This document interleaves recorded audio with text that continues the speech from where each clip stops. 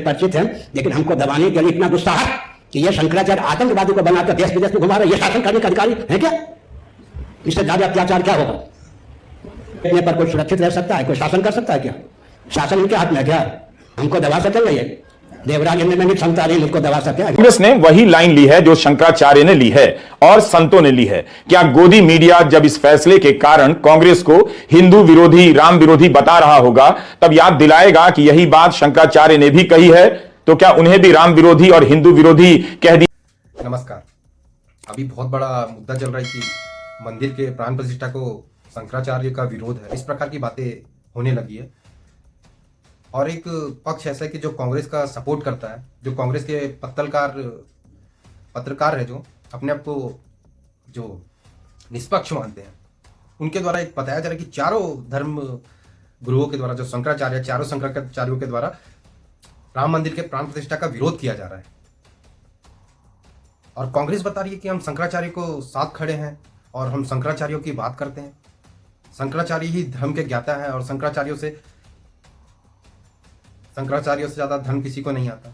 हाँ, ये सही है, शंकराचार्यों से ज्यादा धर्म किसी को नहीं पता होगा, हमें नहीं पता होगा, ना किसी को पता होगा।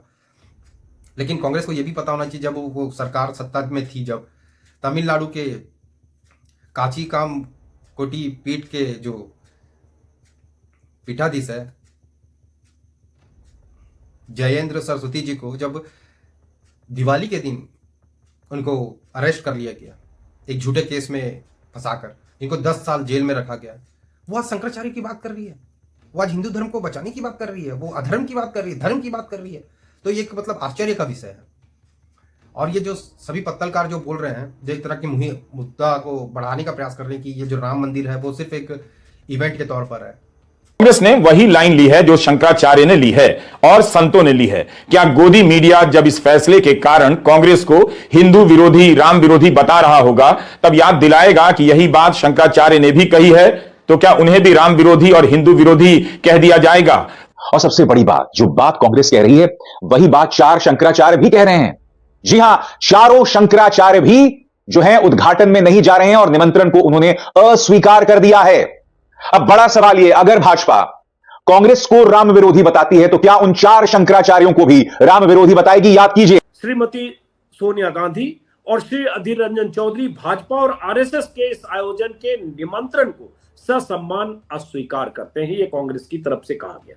यह भी आपको पता होगा कि चारों पीठों के शंकराचार्य ने अधूरे मंदिर के उद्घाटन में जाने से न सिर्फ इनकार किया, बल्कि कुछ सवाल भी उठाए कि आखिर इस तरह से जल्दबाजी में मंदिर का उद्घाटन क्यों किया जा रहा है, राजनीतिक तौर पर क्यों किया जा रहा है। शंकराचार्य का भी एक द्वारका के शंकराचार्य, चारों शंकराचार्यों के बयान यही थे और सेम बयान जो है कांग्रेस पार्टी के भी हैं। तो अगर कांग्रेस पार्टी की तरफ के खिलाफ अगर ये बीजेपी के लोग कहते हैं कि बीजेपी नहीं, ये कांग्रेस है वो राम को नहीं मानती या भगवान राम के मंदिर बनने से खुश नहीं है, तो वो कहेंगे कि अगर हमें कह रहे हैं कि हम हिंदुओं के खिलाफ हैं या हिंदू विरोधी पार्टी है, तो क्या शंकराचार्य, जो कि शंकराचार्य का विरोध है, कोई चारों शंकराचार्य का विरोध नहीं, उसमें से एक शंकराचार्य ही विरुद्ध में खड़े हैं और 3 में से 2 शंकराचार्य उसके समर्थन में है। और एक शंकराचार्य ने कहा है कि मैं मंदिर के विरुद्ध में नहीं हूं, लेकिन जो मोदी जी की उपस्थिति में मैं वहां रहकर क्या करूंगा, इस प्रकार की बातें कही है। तो इससे क्या साबित होता है कि क्या वो राम के विरुद्ध है, क्या वो मंदिर के विरुद्ध है?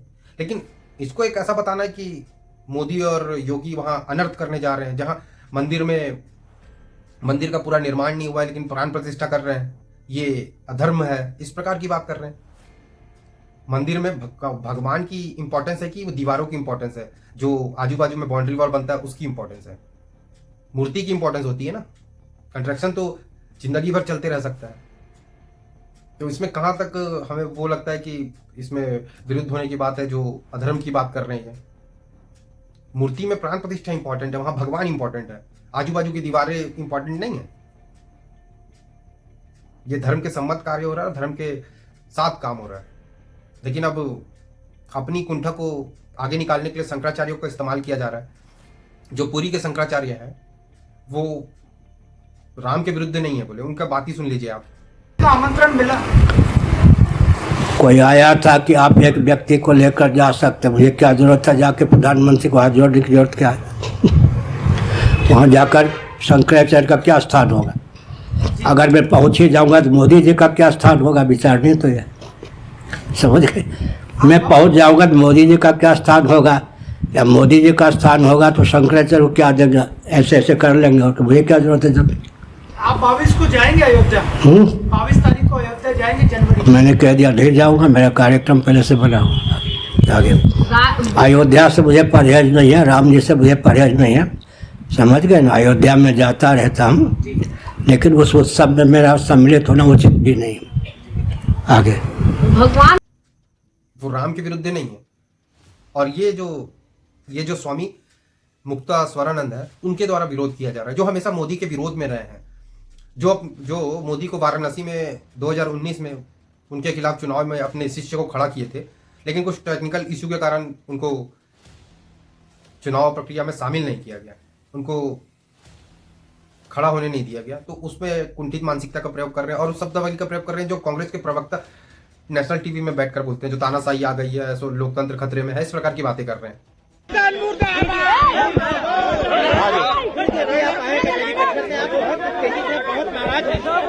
भाई नाराज होने का कारण उपस्थित हो गया है।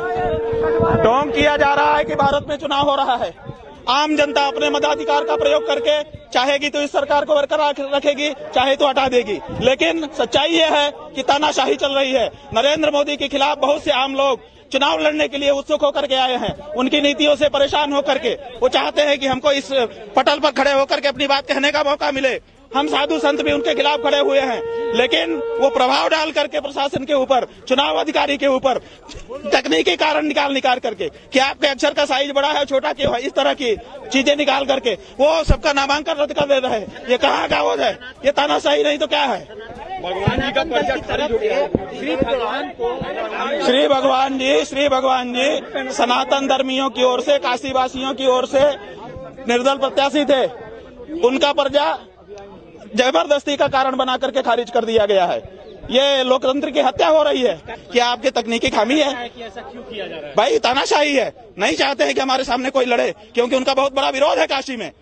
काशी में उन्होंने जिस तरह से मंदिरों को तोड़ा है, काशी में जिस तरह से गंगा के खिलाफ उन्होंने छल किया है, जिस तरह का काम कहा था वो नहीं कर पाए हैं। इसीलिए वो चाहते हैं कि जनता में हमको ना जाना पड़े, और अगर जाए तो हम ही अकेले जाए ताकि जो वोट मिले हम ही को मिल जाए, दूसरा कोई लड़ ही ना सके। इसके लिए वो ये करवा रहे हैं। ये गलत है, ये लोकतंत्र की हत्या है। भाई हमारा क्या कदम है? हम सड़क पर हैं, हम आम आदमी है, हम तो प्रधानमंत्री नहीं है, हम तो तानाशाह नहीं है, हमारे पास तो अमित शाह जैसा अध्यक्ष नहीं है, हमारे पास तो नोटबंदी करके पैसा इकट्ठा किया हुआ पैसा नहीं है। हम तो आम आदमी है, इसी सड़क पर बैठेंगे, भूखे रहेंगे, प्यासे रहेंगे, मरेंगे, और क्या कर सकते हैं? इसी के लिए तो हम जन्मे हैं भारत में। अब आप स्वयं अनुमान लगा सकते हैं कि ये किस प्रकार की बातें कर रहे हैं, और ये किस पक्ष को समर्थन करते होंगे, किस पक्ष को समर्थन नहीं करते होंगे, ये आप स्वयं डिसाइड कर सकते हैं। और जो बच गए दो धर्मगुरु, उन्होंने उनको पूरा समर्थन दिया राम मंदिर के को। और जो ये लोगों के द्वारा भ्रामक बातें बताई जा रही है, ये लोगों को सिर्फ भटकाने के लिए है। इस प्रकार की बातें अपने पत्र के माध्यम से लोगों के साथ साझा की है कि हमारा राम मंदिर के साथ पूरा समर्थन है। जो गुजरात द्वारिका के शारदा पीठ के जो शंकराचार्य, उन्होंने समर्थन दिया है, और एक है जो सिंगेरी पीठ के जो शंकराचार्य, उन्होंने भी समर्थन दिया और अपने पत्र के माध्यम से बताया कि जो इस प्रकार की बातें बोल रहा है कि चारों शंकराचार्य विरुद्ध है, ऐसा नहीं है। ये कोई भ्रामक बातें हैं जो लोगों को भटकाने के लिए कही जा रही है। इससे हमने ऐसा कुछ नहीं कहा है। इस प्रकार का स्पष्टीकरण भी दिया है पत्र के माध्यम से। लेकिन एक राजनीतिकरण करना होता है, दूसरे के कंधे पे बंदूक लगाकर चलाना, इनसे कोई सीखे।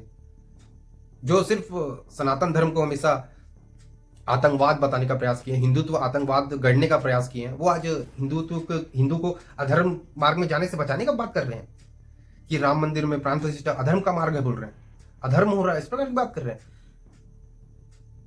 जब कांग्रेस सत्ता में रही है तब तक धर्म परिवर्तन धड़ल्ले से हुआ।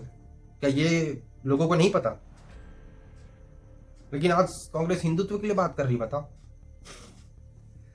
और हमेशा कुछ भी हिंदुत्व कभी एकजुट होने का प्रयास करता है तो उसको विखंडित करने का कार्य हमेशा हिंदू लोग ही नहीं किया है। आज वो कार्य शंकराचार्य के रूप में किया जा रहा है और उसका आधार बनाकर कांग्रेसी उसका लाभ ले रहे हैं। हिंदू मतलब कभी एकजुट हो ही नहीं पाया है। जब धर्म की बात आई तब शंकराचार्य खड़े नहीं हुए। जब सुप्रीम कोर्ट में जब वहां मुकदमा चल रहा था तो कोई शंकराचार्य वहां जाके खड़ा नहीं हुआ। लेकिन आज जब सब कुछ हो गया तो आज शंकराचार्य उस चीज में अपना विरोध दर्ज कर रहे हैं। पूरी के शंकराचार्य तो अलग अपने घमंड में चूर रहते हैं, वो अपना अभिमान में है, घमंड में है कि वो इंद्र को भी परास्त करने का दम रखते हैं, बोल रहे हैं। आप स्वयं सुन लीजिए उनके मुझ से। मेरे परिचित हैं, लेकिन हमको दबाने के लिए इतना दुस्साहस कि ये शंकराचार्य आतंकवादी को बनाकर देश विदेश में घुमा रहे, ये शासन करने का अधिकारी है क्या? इससे ज्यादा अत्याचार क्या होगा? इतने पर कोई सुरक्षित रह सकता है? कोई शासन कर सकता है क्या? शासन इनके हाथ में है क्या? चार खाने चित्त हो जाते हैं। नरसिंह राव हमसे टकराए, कहाँ गए? मुलायम सिंह हमसे टकराए, कहाँ गए? लालू यादव हमसे टकराए, कहाँ गए? ज्योतिर्बस हमसे कहाँ टकराए, कहाँ गए? आज मोदी या योगी हमसे टकरा रहे हैं। एक आतंकवादी जल्लाद हुर्रियत के नेता के एजेंट को ये विदेशों में पूरी का शंकराचार्य बना के भिजवा रहे हैं मोदी योगी, ये भी शासन करने योग्य हैं? कहने को अच्छे लगते हैं लेकिन देशद्रोह का काम कर रहे हैं या नहीं? आगे 2 मिनट और हमको दबा सके भैया? देवराज में भी क्षमता नहीं मुझको दबा सके। वो भी एक कांग्रेस के एक पक्षकार रहे हैं जो सोनिया गांधी को नाम दिए बोल रहे हैं। आजकल कहते हैं, पहले पारस कहा जाता था वो देश जहाँ की राष्ट्र की देश की माननीय पुत्र वधू सुपर्णा जी हैं, जहाँ की सुवर्णा जी माने सोनिया जी, उनका नामकरण मैंने किया है सभा में, देश की माननीय पुत्र वधू सुवर्णा जी। पारस के व्यक्ति अग्नि लेकर विश्व में घूम रहे। बाकी आप स्वयं डिसाइड करिए कि ये जो सारा चीज हो रहा है वो किस कारण हो रहा है। आपके पास स्वयं आपकी बुद्धि है तो अपना दीपक स्वयं बनिए। आप स्वयं पता चल जाएगा कि कौन किसका पक्षकार है, कौन किसका पक्षकार नहीं है। बाकी वीडियो थोड़ी भी जानकारी से युक्त लगी तो उसको शेयर अवश्य करें ताकि लोगों को इसकी सच्चाई पता चलना जरूरी है कि कैसे कांग्रेसियों के द्वारा इस मुद्दे को कैसे भटकाया जा रहा है और उसके कुछ पत्रकारों के द्वारा इस मुद्दे को बीजेपी के विरुद्ध और राम को अलग रूप बताने का प्रयास कर रहे हैं। बाकी जुड़ने के लिए बहुत बहुत आभार। जय भारत, जय हिंद, जय श्री राम।